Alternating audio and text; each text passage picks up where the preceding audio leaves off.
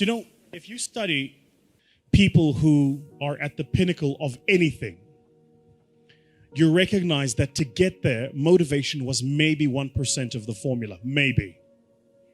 1%. And I'll prove it to you. If you want to become a world-class bodybuilder, say an IFBB pro, what that takes is you have to train twice a day, 6 days a week. You have to have 8 meals a day. Your calorie intake is regimented. Your meals are pre-planned and pre-cooked. You don't eat according to taste, you eat according to function. So my trainer, for instance, will eat and I'm going, what are you eating? And he's having he'll have chicken that was boiled without salt. And he'll have like half a kilo of it. I mean, what are you doing? He says, I'm taking in protein. He doesn't say I'm eating. He says, I'm taking in protein. For him, it's functional. It's not taste-based. Then you will probably have to train for a minimum. And this is if you are a genetic phenom. You'd have to train for a minimum of 10 years before you could get on a stage and compete at an average level with an average global bodybuilder. Average. Okay. So why am I telling you this? All of us here at the beginning of a new year write these things called New Year's resolutions. And then New Year's resolutions, number 1, make more money. Yeah? Number 2, change my boyfriend. Number 3, get into shape. Yeah? Number 3, get into shape is somewhere in the top 3. So what do? You go to the gym, you get a gym membership. Yeah? You go to the local Nike store and you buy like all of your gym gear. You are motivated. You are inspired. You are going to the damn gym. You go to YouTube, you subscribe to all of the fitness channels. You go to your Instagram, you follow all of the fitness models. You are motivated. You are going to the damn gym. You're going to get in shape. That's what you're going to do. The people you're following on YouTube have been working on for a minimum of 5 years to look like that. So you have the incorrect understanding that after a month of working out, you're going to look like them. So what happens in the first month? You're excited. You go to gym every single month. And you take the pains and your body is sore, but I'm excited. I'm going to gym. Then life happens. Company doesn't make money. You don't make your targets. You fall a bit ill. Something happens. And all of a sudden you stop going to gym for a day. A day becomes 2, 2 becomes a week. Now all of a sudden you've had a gym membership for 3 months and you haven't been in that time. What did you miss? You thought motivation was the formula. Winners don't need motivation. Winners need discipline. Discipline's about getting it done because it needs to get done, not because I feel like it, not because I'm motivated for it. You think Nelson Mandela was motivated to spend 27 years in prison? You think Martin Luther King was motivated to march across the states and proclaim freedom? You think, if you look at people that change the world, they're not doing it because they're motivated. They're doing it because they made a commitment to do it and they disciplined to see it through. Discipline is far more important than motivation, which is why you got to be careful the decisions you make. Because once you make the decision, you have to see that decision through. Like my mentor says, first we make the decisions, then the decisions make us. So you got to be very careful the decisions you make. Be very careful the commitments you make. Motivation, I'm telling you now, is completely overrated. It's important. Don't get me wrong. We meet according to motivation. We feel good, rah-rah. But that'll fade. You need a stronger will and a deeper commitment to see things through. One of my key phrases for the whole day: disciplines work miracles. Disciplines work miracles. And here's the first piece that works miracles. Number 1, do what you can. Do not let neglect grab you by the throat. Don't let neglect stall you on your path toward prosperity and health, being able to become powerful, influential, rich beyond wildest imagination. Don't neglect what you can do. If you can read, read. If you can change, change. If you can grow, grow. If you can take one step, take one step. Do not neglect to do whatever you can do at the moment. Of Of course, you can't run a multi-billion-dollar business today. Mark couldn't either 10 years ago. Mark couldn't either 5 years ago. But I'm telling you, today he can do it because step by step, year by year, he took on what he could do. He didn't neglect it. He did the meetings he could do. He made the calls he could make. He read the books he could read. He took the classes he could take. And step by step, he got himself ready. I'm telling you, do not neglect to do whatever you can do because it'll work miracles. Of personal development first, productivity second. Now, do what you can. Here's number 2, do the best you can. If it's a foggy night and you can only see 100 feet, how can you see another 100 feet? Answer, walk the first 100 feet. Walk as far as you can see, and then you can see some more. And walk as far as you can see, and then you can see some more. So what you've picked up here, just do it as far as you can see it. And I promise you, if you'll execute as far as you can see it, you'll be able to see more. Do that, then you can see more. And finally, get in tune of doing the best you can. And you'll have the activity that'll develop the disciplines that will set this sail so that you can say, it doesn't matter how the wind blows. I'm prepared. For some people, they see discipline as sort of an ugly word. You know, don't talk to me about discipline. But what you must understand is discipline is a most incredible creative force. Discipline builds a career. Discipline develops good health. Discipline forms the most incredible marriage. Discipline puts together a friendship that won't quit forever. Discipline develops skills that can be magnified, and touch the world. Discipline opens up music. You know, you can't have incredible music without discipline. In fact, we call them the disciplines. We call architecture and music, and we call playing an instrument. We call sculpturing, we call painting, we call writing, composing. We call those the disciplines. And the disciplines gives us the indication that yes, it doesn't come except by discipline. But it also means that the discipline is the open door to the creative process to turn nothing into something and to turn imagination into reality. So here's what you must learn to do: appreciate the disciplines and welcome the disciplines. Here's a good question to ask. What other discipline could I begin that would open up a whole new expression in my life of turning imagination into reality? Without discipline, there is no enterprise. Without discipline, there is no magnificent structure. Without discipline, there is no music. Without discipline, there is no health. Without discipline, there is no advantage. There is no future. So discipline is all when it comes to imagination, having something real, believing in it, and turning it into reality. The key to development is to be all that you can possibly be. I don't know what your talents are. I don't know what your skills are, but here's what I probably am right on: that you're behind on an accelerated effort toward your full development. I would suggest that. Now, for some of you, I know that's probably really not true.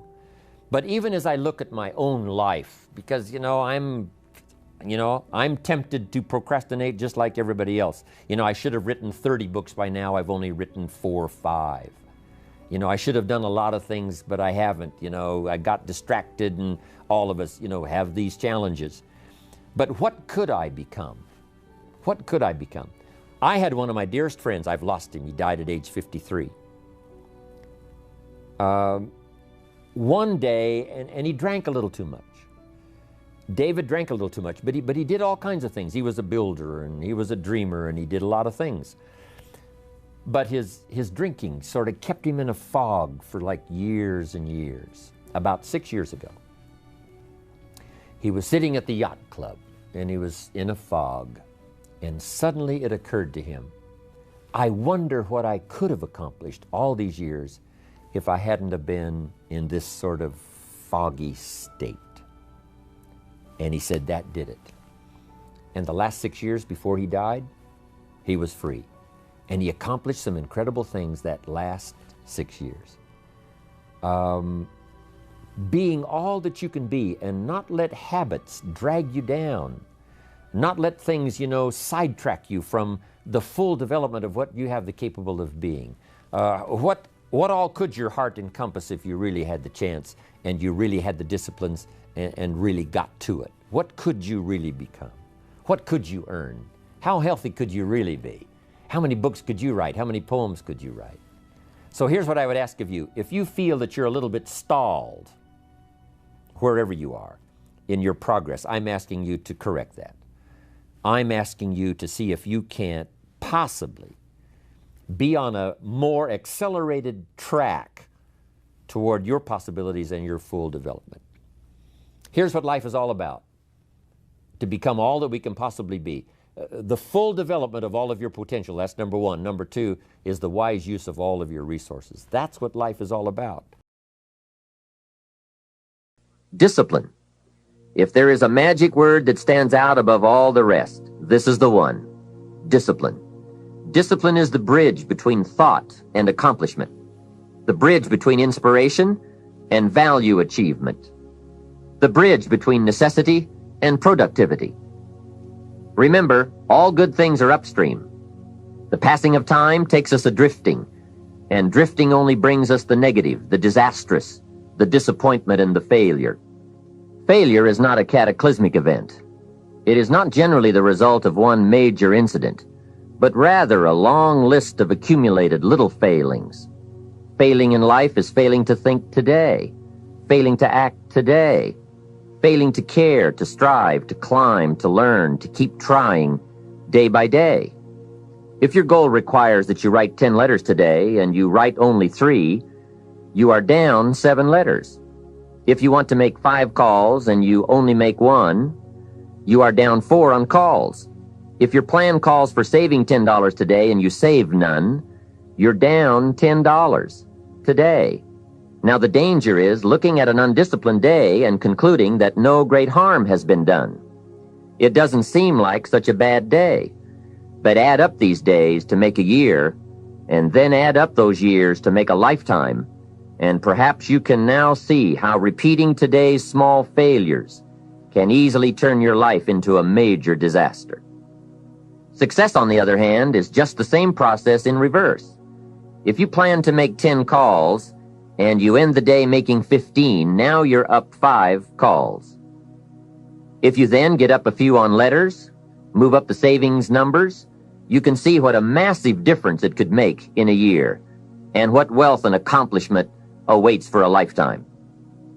Discipline is like a set of magic keys that unlocks all the doors of wealth, happiness, sophistication, culture, high self-esteem, pride, joy, accomplishment, satisfaction, and success. The first key to discipline is awareness of the need for and the value of discipline, and especially the discipline to make the changes. What will it take? What must I do? And what must I become to get all I want from my life? The second key is the willingness. More than that, the eagerness to maintain your new discipline deliberately, wisely, consistently. And the third key to discipline is the commitment to master the circumstances of your daily life, to see and harness the opportunities to make something of the sun and the rain, the good as well as what comes in the guise of misfortune. Discipline does many things, but most important of all is what it does for you. It makes you feel better about yourself. Even the smallest discipline can have an incredible effect on your attitude. And the good feeling you get, that surging feeling of self-worth that comes from starting a new discipline, is almost as good as the feeling that comes from the accomplishment of the discipline. Second, a new discipline immediately alters your life direction. You don't change destinations immediately. That is yet to come. But you can change direction immediately, and direction is very important. Third, discipline cooperates with nature. Everything strives. It is a common life function. How tall will a tree grow? As tall as it can. Everything strives to become all it can possibly be, And that striving to become is what discipline is all about. Disciplining ourselves to fulfill our natural potential to become all that we can be. And finally, discipline attracts opportunity. Opportunity is always looking for ambition and skill in action. Discipline taps the unlimited power of commitment.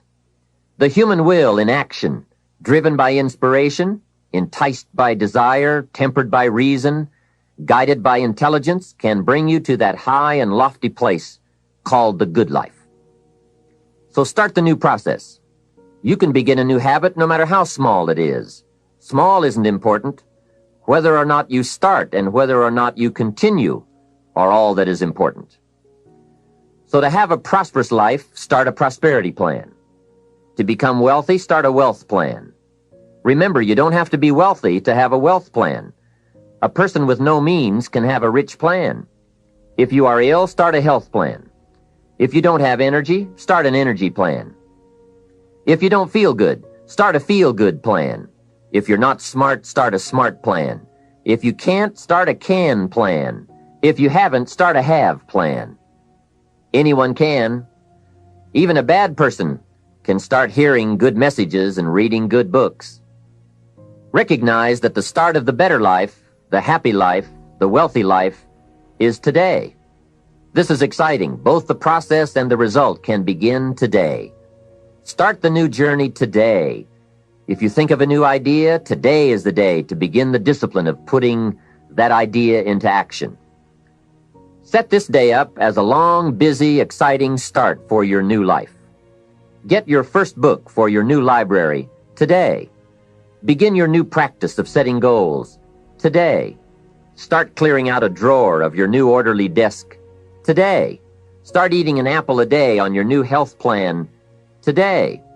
Put some money in your new investment for fortune account today. Start reading with intensity for your new wealth of mind plan today. Write a postponed letter today. Make a delayed telephone call today. Pick up your camera and take a picture of something to start your new treasury of photographs today. Get some momentum going on your new commitment to the better life. See how many activities you can pile on in this first day. Go all out. Break away from the negative downward pull of gravity. Start the thrusters going. Prove to yourself that waiting is over, hoping is past, and that faith and action have now taken charge. It's a new day, a new beginning for your new life. With discipline, you can't believe the list of positive moves you can make in the first day of your new beginning.